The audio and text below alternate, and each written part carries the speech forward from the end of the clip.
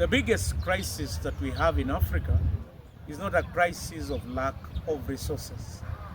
Neither is it a crisis of the human abilities and capabilities here in Africa. There is immense talent, there is immense resources and endowment here in Africa. The real crisis that we have is a crisis of leadership.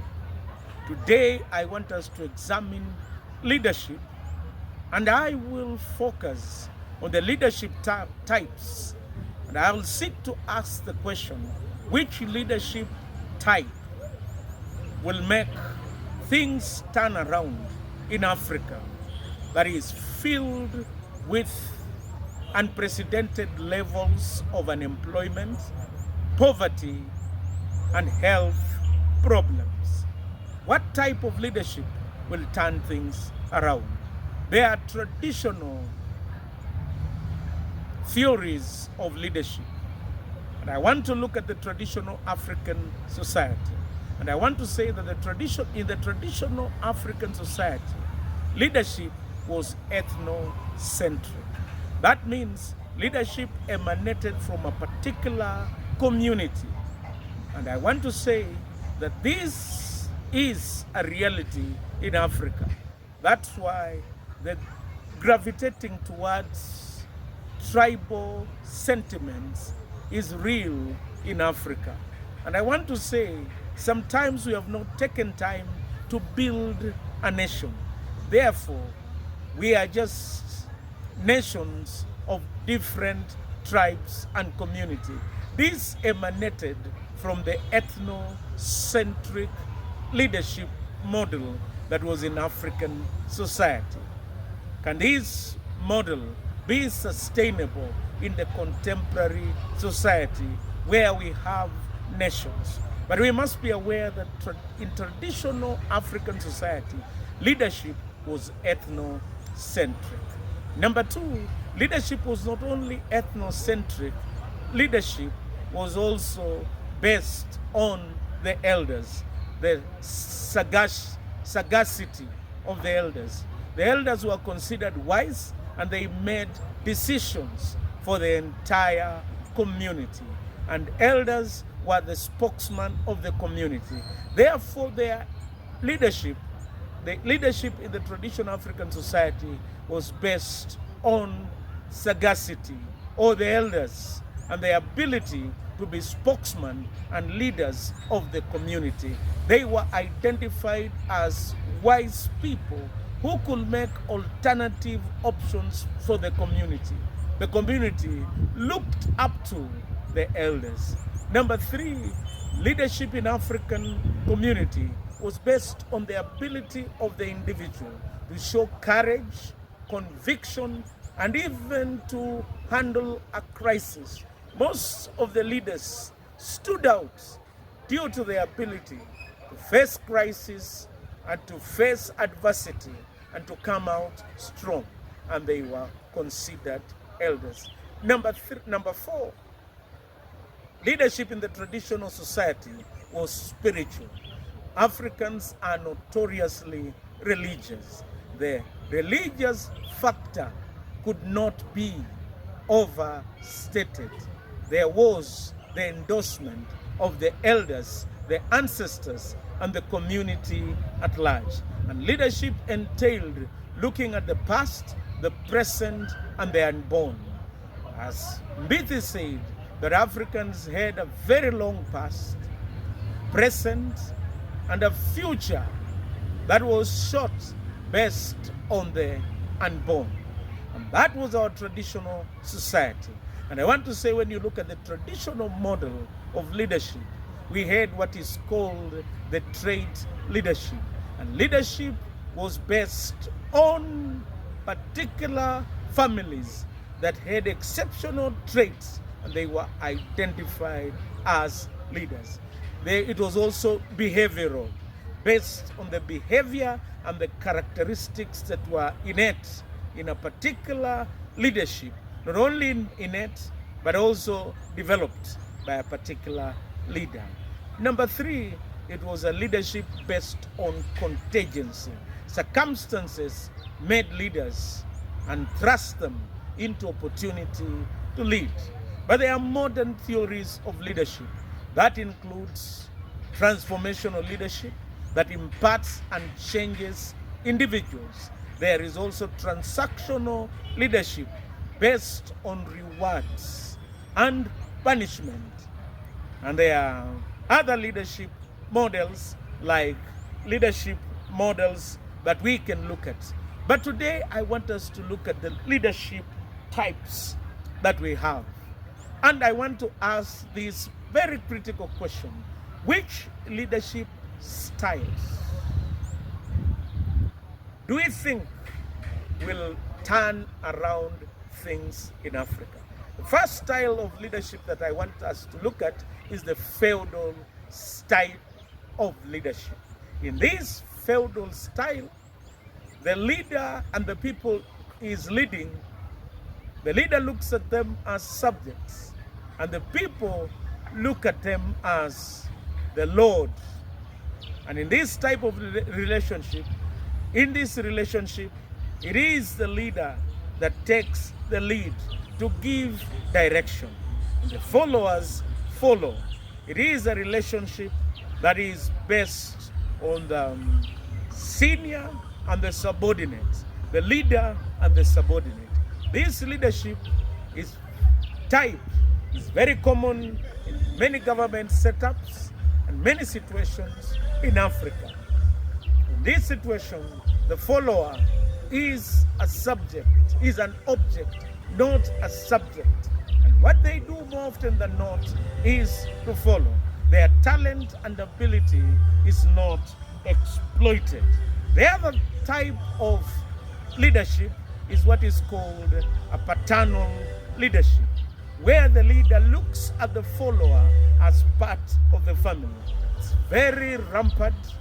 It's used extensively in Japan because of their cultural setup where family is important. And in many of the organizations and even in government, sometimes this relationship occurs where the leader looks at the people that he is leading as part of family. In such case scenario, the leader might not exercise discipline, or he might not exercise reprimand and correcting, because it's shaped on the family style. And sometimes it might inhibit growth and oversight in the leadership position. The other leadership style is called dictatorial.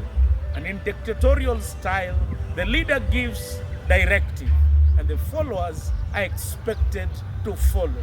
This leadership style might be evident in particular places, like in the military or in certain factories or in a closed-up setup.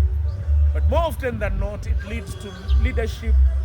It leads to a crisis in the sense that the morale and the participation of the followers is absent or not there.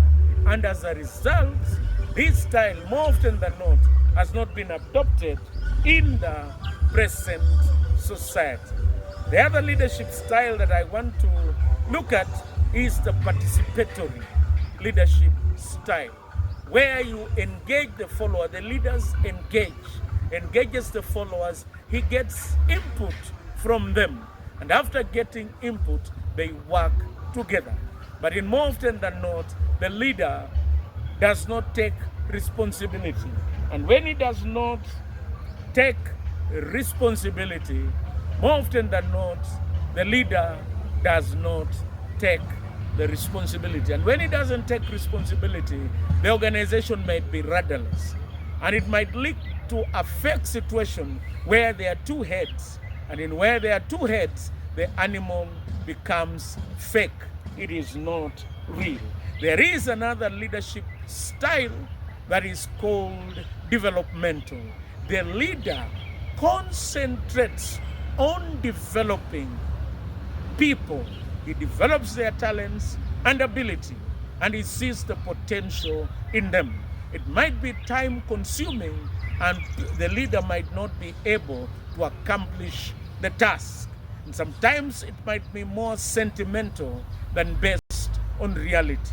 And I want to say that this leadership type might not fit in all situations, but when it goes to people who are highly talented and motivated, this leadership style can steer them to greater heights of achievement and prosperity.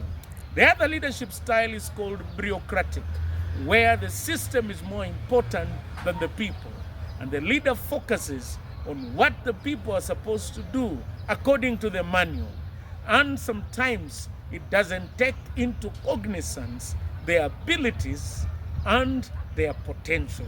This bureaucratic leadership style, more often than not, might not be fitting to the current society that we live in. The other leadership style is manipulative, where the leader manipulates the organization for personal benefit. And I want to say, if there are no people to be manipulated, this leadership style might not reach anywhere. The other leadership style that I want to look at is a leadership style that is manipulative. I have examined it. The other leadership style is there is a leadership type that is called expert leadership type. In this leadership type, emphasis is placed on the ability of the leader. He is considered an expert, regardless of age, race, status, or background. He is always consulted because he is the expert. But sometimes being an expert might not be a panacea to sort all the challenges. That's why experience and wisdom is critical. This leadership style alone might function very well in situations where the leader needs to lead an organization that is technical, skillful, but he will need the wisdom and expertise and institutional memory. It can be augmented. The other leadership style that I want to look at is the charismatic leadership style. In this leadership style, the abilities that, according to Max Weber, is divine, is given on a leader to exercise influence on the followers. In this leadership style, the followers identify the abilities, the talents, and the endowment of the individual, and they follow them. And I want to look at the very distinct characteristics and the nuances of this charismatic leadership style. Number one, there is the socialized charismatic leadership. In the socialized charismatic leadership, the leader exercises his talents and abilities, and they exercise it for the benefit of others. The second leadership style, the second type of charismatic leadership is what is called personal charismatic leadership. These people have the abilities, the talents, and the endowment, but they use it for their own personal gain. They use it for personal gain and for personal rapacious needs and desires. This leadership style is called personalized charismatic leadership style. And more often than not, this charismatic leadership style is exercised in many corporates and even in the church. Very few exercise their charisma for the benefit of others. The other leadership style is called, charismatic type of leadership is called the personal. This is where an individual exercises their ability, regardless of their position and rank, to change and impact others. It's called personal. And they use this style to be able to make people change. The third type is called the office-based charismatic leadership. This is where a person uses the charisma, the ability, the gifts, but it enhances the office scheme. It enhances the office in the look of the people, and it ensures that the office meets the objective.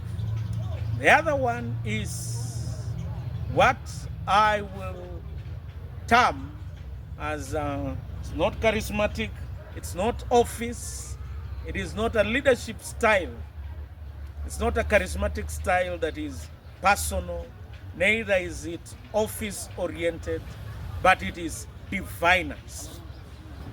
Divine is from God.